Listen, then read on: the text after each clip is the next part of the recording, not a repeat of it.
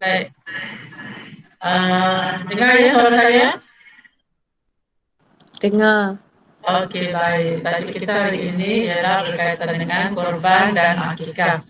Kalau sebelum ni kamu belajar tentang sembelihan, itu perkara asas yang berkaitan dengan korban dan akikah. Baik.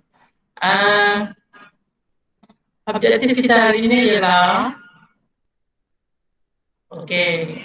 Di akhir pelajaran nanti kamu akan dapat menjelaskan, menyatakan maksud dan hukum korban, menjelaskan syarat sah korban, menjelaskan perkara sunat korban, menyatakan tempoh masa pelaksanaan korban, menjelaskan pembagian daging korban dan menjelaskan hikmah korban.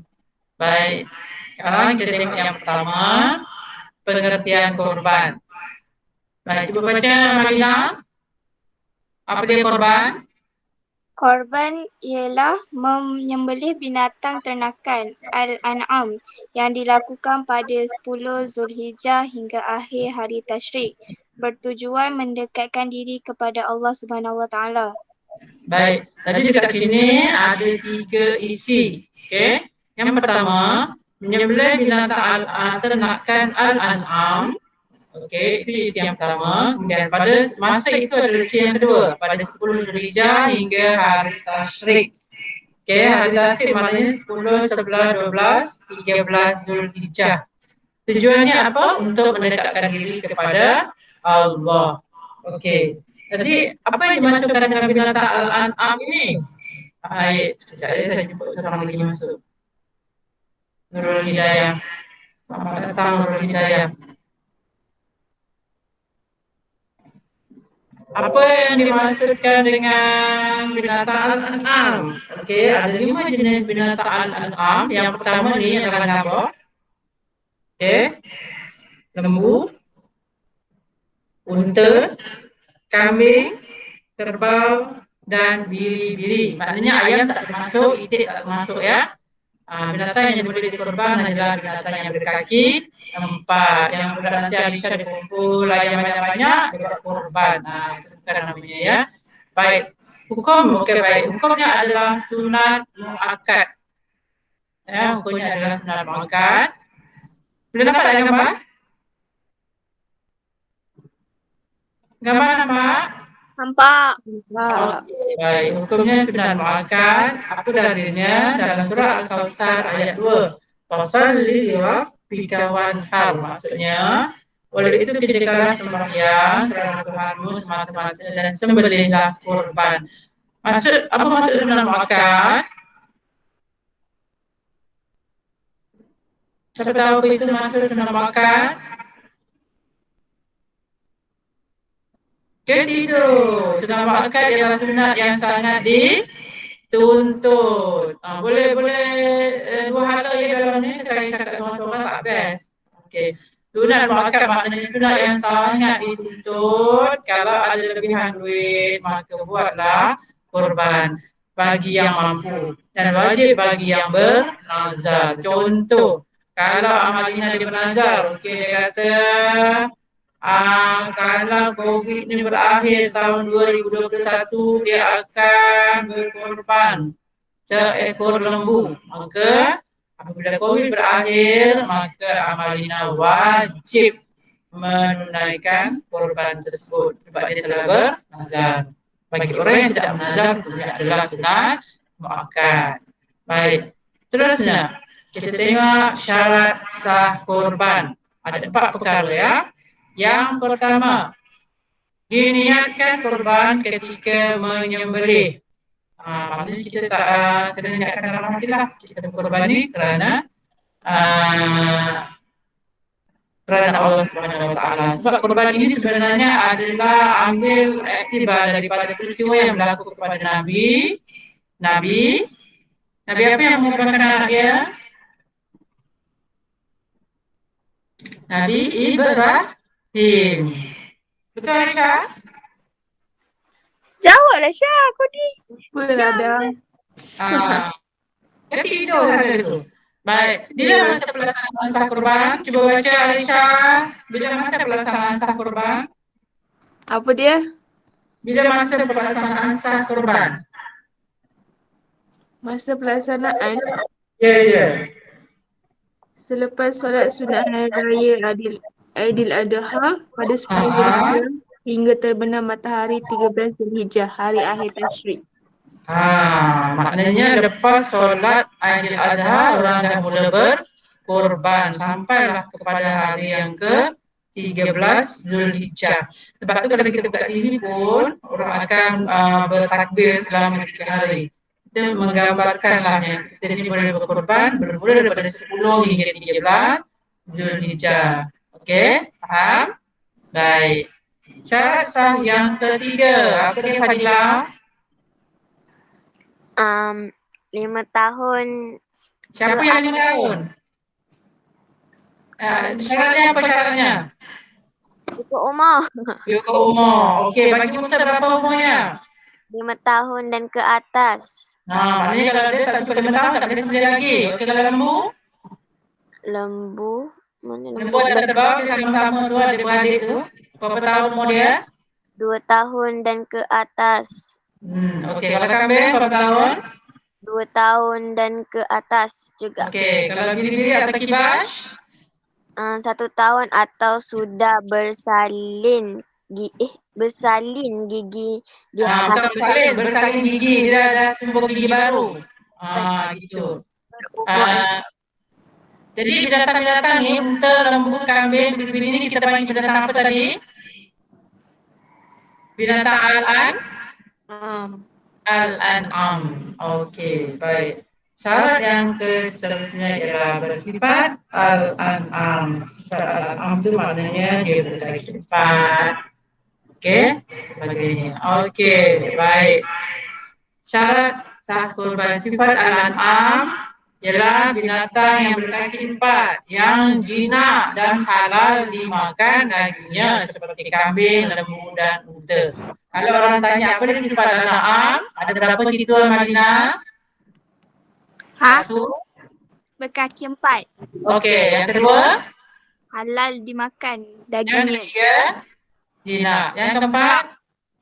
3 je ya? 3 je. Okey. Okey, ulang balik ya. Sifat Al-An'am iaitu berkaki 4.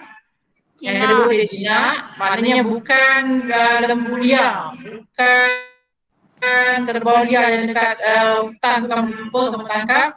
Itu tidak boleh dijadikan, tidak sah kurban sebab dia bukan jinak. Kemudian yang halal dimakan. Yang halal dimakan maknanya kalau ada khinzir, dia kaki 4 juga kan? Ya, kaki 4 juga, tapi tidak halal makan, maka tidak sah kurban. Okey, tengok yang kuning itu, mengorbankan binatang yang sihat, bebas daripada penyakit dan kecacatan. Contohnya cacat yang teruk pada satu masanya, berpenyakit yang teruk, sempak atau kurus yang melampau. Maknanya binatang yang kita pilih itu mesti sihat. Kalau binatang terlalu kurus, juga tidak digalakkan untuk berkorban. Sebab tak memberi manfaat, esok aja tak kan. Okey, baik. Sekarang kita tengok perkara-perkara sunat kurban. Okey. Yang pertama, siapa nak baca? Siapa ada kat dalam ni ya? Orang lain tak masuk, kita 4 orang je ya.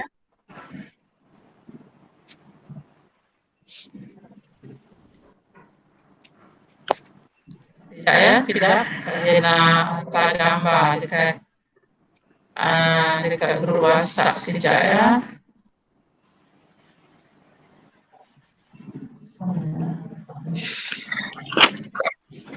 Tunggu sekejap.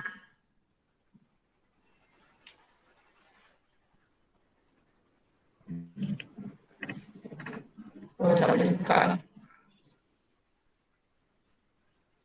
Tunggu sekejap ya, jangan gambar.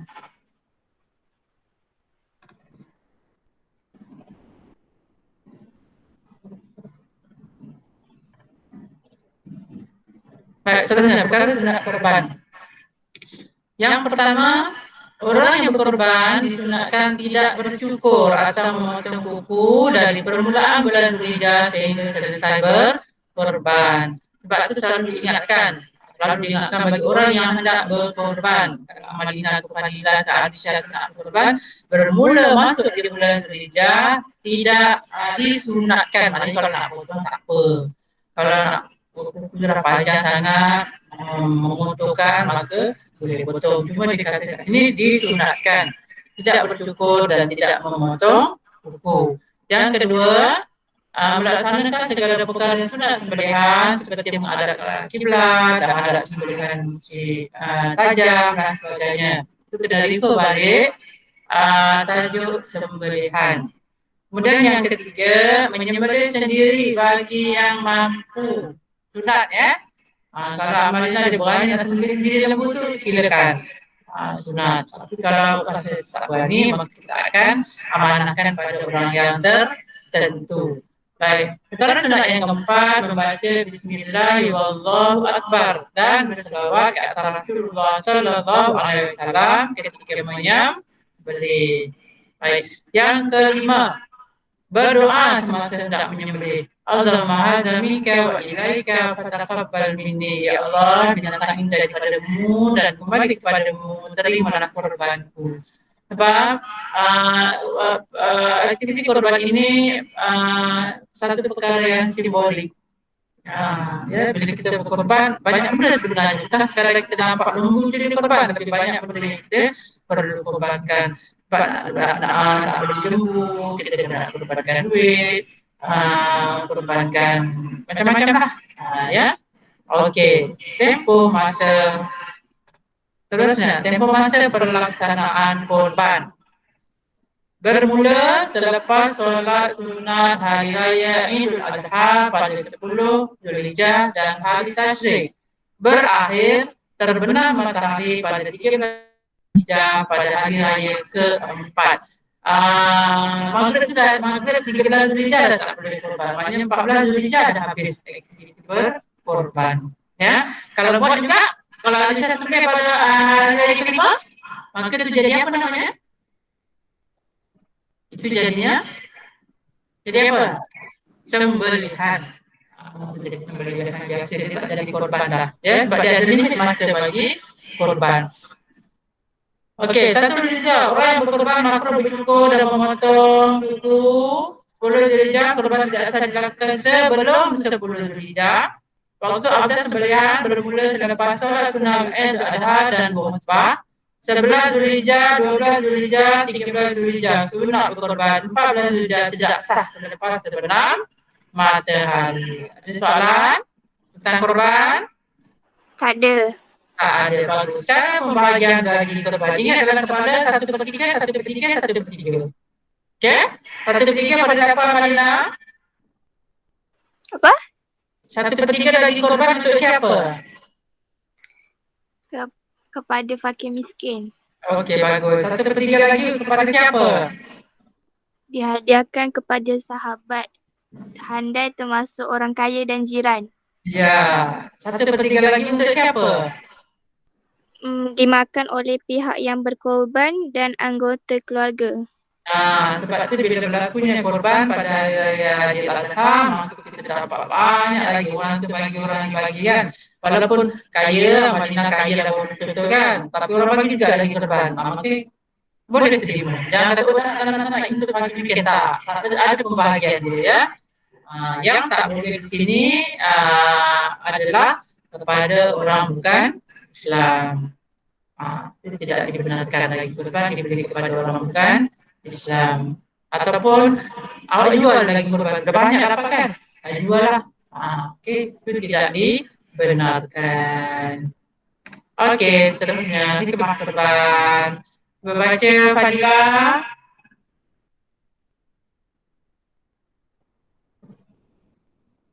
Fadilah ada ke tidur? Apa hikmah korban yang pertama?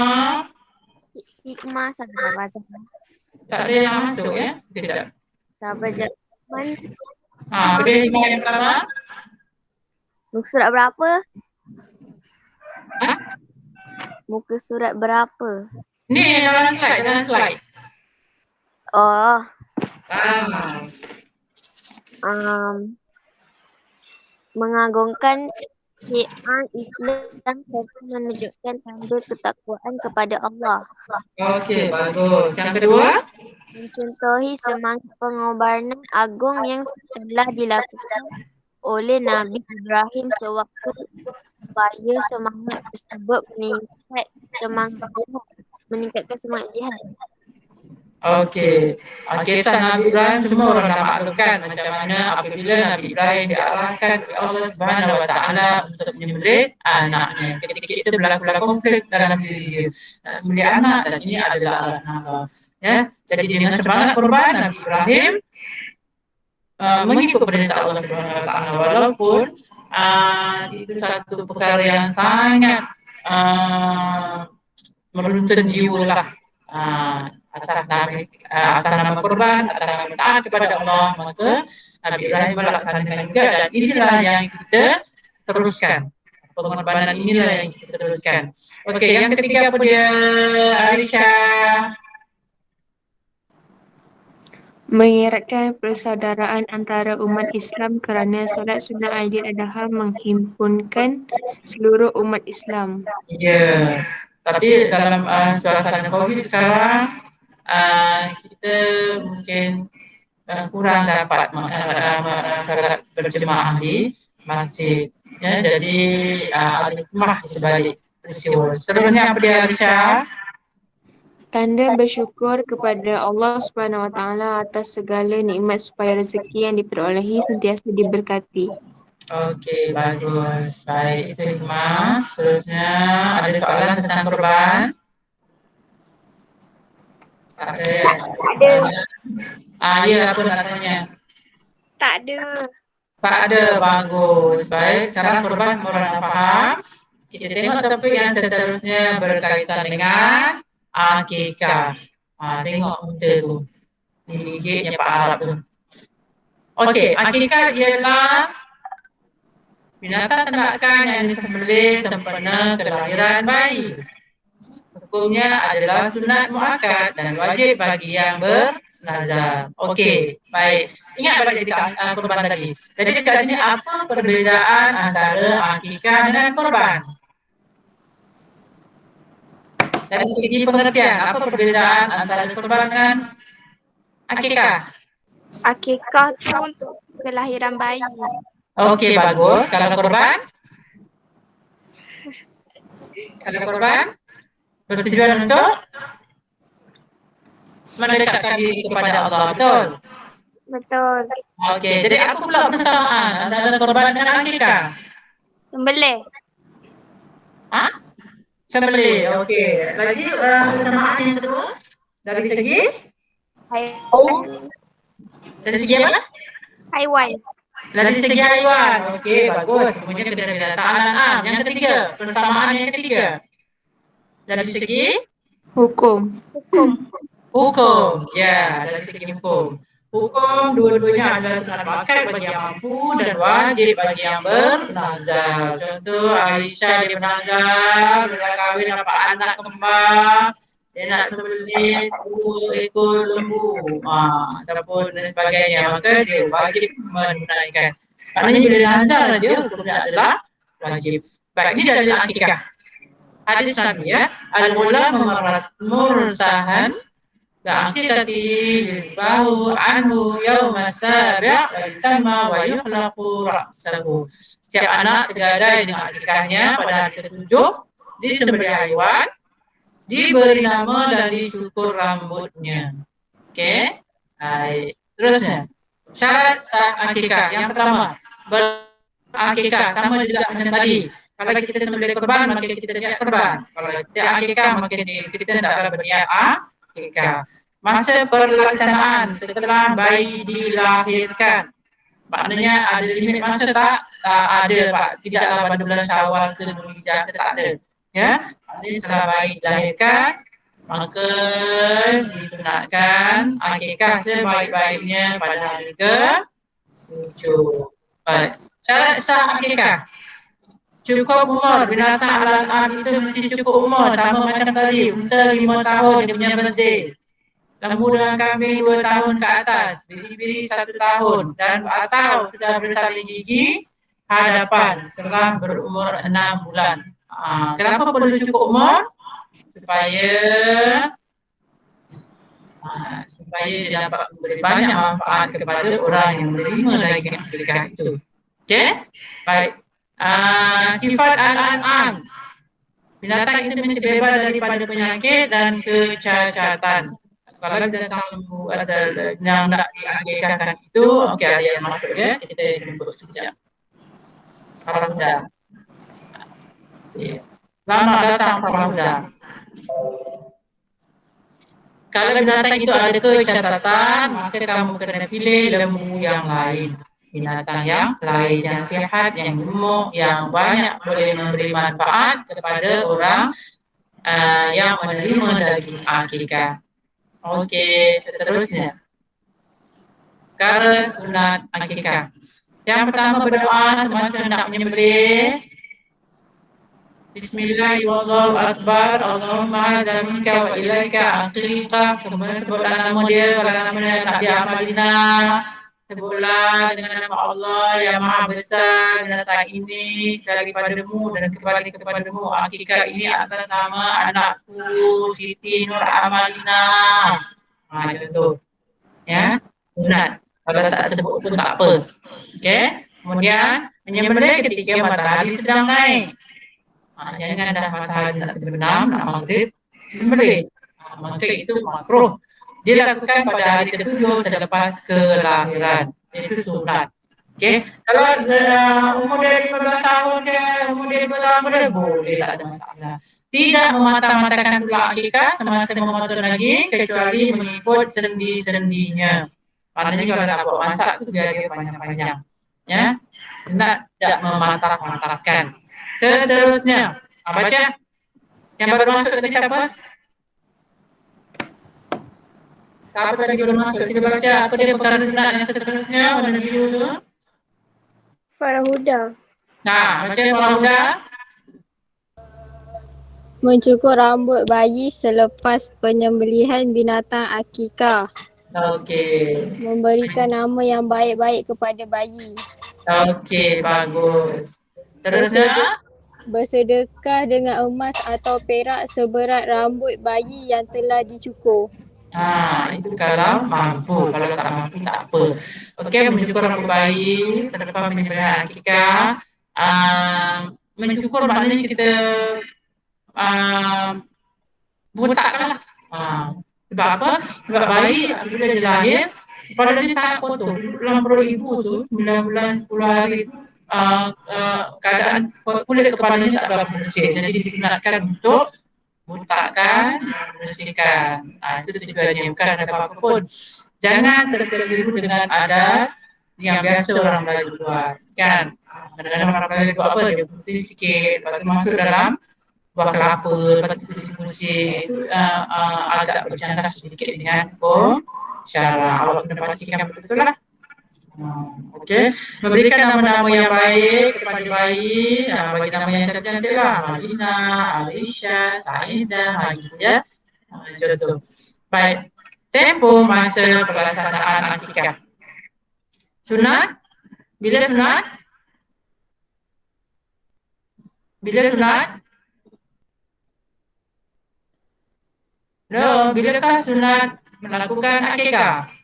Selepas kelahiran hingga balik. Okey, bilakah waktunya sunat muakkad melakukan akikah? Pada hari ke-7 kelahiran. Nampak perbezaannya? Sunat dan sunat muakkad. Sunat maknanya kalau buat dapat pahala lah daripada umur dia selepas lahir hingga balik. Sunat muakkad mana sangat-sangat dituntut sebaik-baiknya pada hari ke-7 kelahiran. Bukan pada hari pertama, bukan pada hari kedua. Okey, sebab apa? Sebab kita tengok dari segi kesihatan baby itu. Mungkin pada hari pertama dan kedua kalau kita buat akikah, mungkin keadaan baby, keadaan ibu belum berapa mantap kesihatannya, maka tidak digalakkan. Okey, baik, seterusnya pembahagian daging akikah. Yang pertama, sunat dimasak manis dan disedekahkan sesudah masak. Okey, dah masak baru sedekah. Berbanding dengan daging korban tadi, bagi pada orang dalam keadaan Mentah. yes. Sunat dimasak manis, maknanya ikut urus, ikut keadaan masyarakat setempat lah. Kalau orang Malaysia dia kata dia suka masak kurma, okey lah tu. Maknanya manis, bukan manis macam gula tak. Maknanya masak manis ikut keadaan setempat. Yang kedua, masakan afdal disedekahkan kepada fakir orang miskin, pada fakir miskin lah. Ya, sunat disedekahkan kepada fakir miskin. Yang kedua, masakan juga sunat dimakan oleh orang yang berakikah. Jadi kalau kamu buat kenduri, Amalina ibunya, maka ahli keluarga Amalina boleh makan, sunat dimakan. Ya, sebab kita gembira, kita dapat baby kan, kita gembira. Mana ada orang dapat baby tak gembira kan? Okey, ada soalan kat sini? Tak ada, macam tak ada je. Okey, seterusnya kita tengok hikmah akikah. Yang pertama, menzahirkan kesyukuran kepada Allah atas kurniaan cahaya mata. Yang kedua, menghibahkan berita kelahiran. Kita tak timbul prasangka, kan? Kita dapat baby, kita buat kedua akikah, kita jemput orang, maknanya kita menghibahkan berita. Cuma dalam keadaan sekarang kita tak boleh dapat murid, maka mungkin ada cara lain untuk kita menghibahkan kepada orang lain bahawa kita baru dapat baby. Yang kedua, menyebabkan sikap pemurah dan menghindari sikap kedekut. Bila kita buat kenduri, kita bagi makan pada orang, jadi kita melahirkan sifat pemurah. Okey. Soalan. Kita habis kelas pada pukul 10 ya. Kita habis kelas pukul 10.30. Okey, baik. Ini pentaksirannya, ini latihannya, perkara sunat, baik. Okey. Saya cuma nak buat latihan kebat yang ini. Nanti saya akan hantar dalam grup yang ini ya.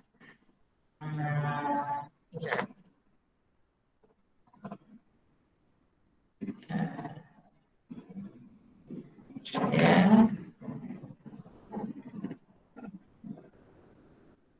Okey.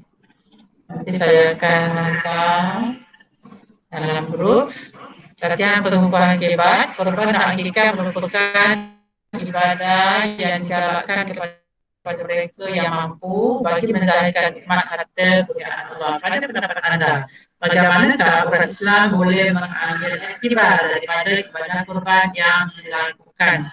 Okey, cuba bagi isi satu. Siapa nak bagi isi?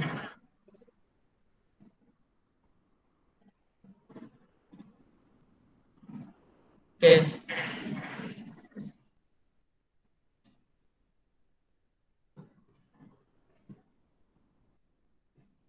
Siapa nak bagi isi? Caranya tadi, bagaimanakah orang Islam boleh mengambil iktibar daripada ibadah kurban yang dilakukan? Ada idea? Siapa masuk tu? Dahlia.